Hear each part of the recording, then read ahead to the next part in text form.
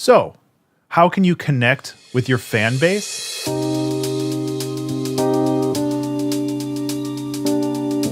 Hi, everyone. Welcome back to the Creative Exploration series. This week, I wanted to talk about the idea of being very connected and open to communication and why that's so important in building an audience and building a community for your artistic work.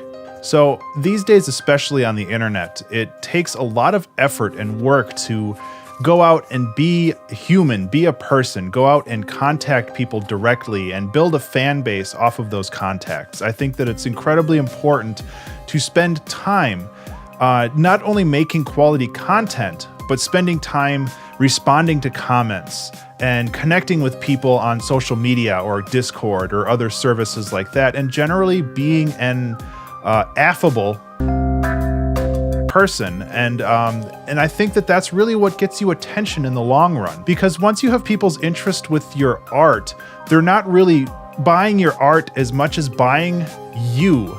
And what I mean by that is they want to support you through your art, of course, but they also like you as a person, and they want to connect with you in some other way that makes them happy.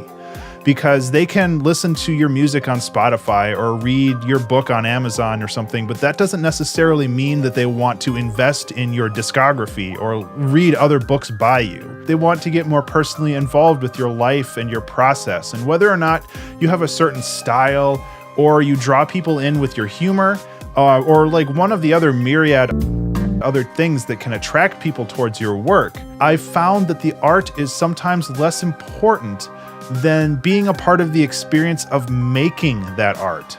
And if you are a likable person, if you're open and welcoming to new people, you will be a lot better received. More people will come towards your art or tell other people about you, because word of mouth is still very, very, very huge in a lot of this stuff. Building a community can not only help you grow organically, but even better than that, it might inspire others to start drawing or start making more art of their own. Not necessarily the same art that you make, but if you're personable, it'll help inspire people. It'll help show them that it's not a scary thing to start this kind of stuff. And I think that that's incredibly valuable as well. But it's also almost impossible to make it on personality alone. You need to be making new content consistently. So, why do you need content all the time?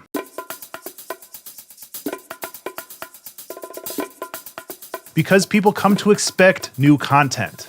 You have to work to crank out things on a reliable schedule to get people to notice you. When you find a page and see that they've posted 3 things over the last 6 months, it's not really a good way to sell your content if you don't have new stuff coming out every week or on a regular schedule. And they might view that content, but they probably won't follow the page because they never know when new content will come out.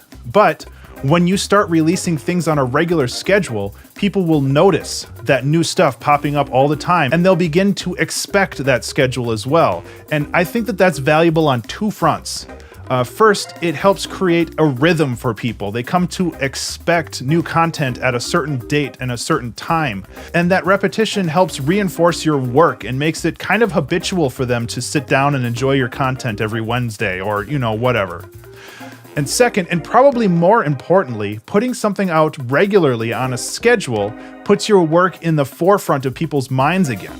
It reminds them that you exist and that you continue to make stuff that's worth sharing.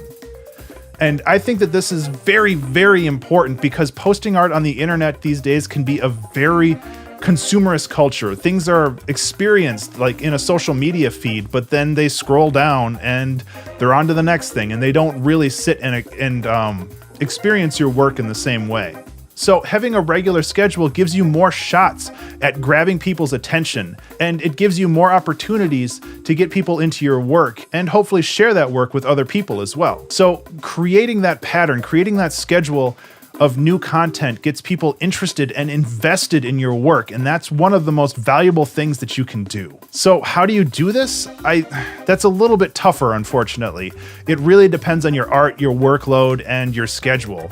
There's no real perfect solution here because it's all tailored towards you. But it's very valuable to consider having a regular schedule of something, whether that's music, short stories, development logs for a game, webcomics, or Instagram photos, basically anything that you create and post online, you should consider maybe creating a schedule to revolve around all that. So I hope that you enjoyed this episode. I'm very interested in your thoughts on this dichotomy format of conflicting ideas.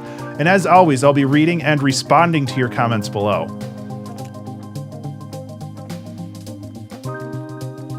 Thank you so much to these Patreon subscribers for their support and the implied love that comes with it. You guys are the best.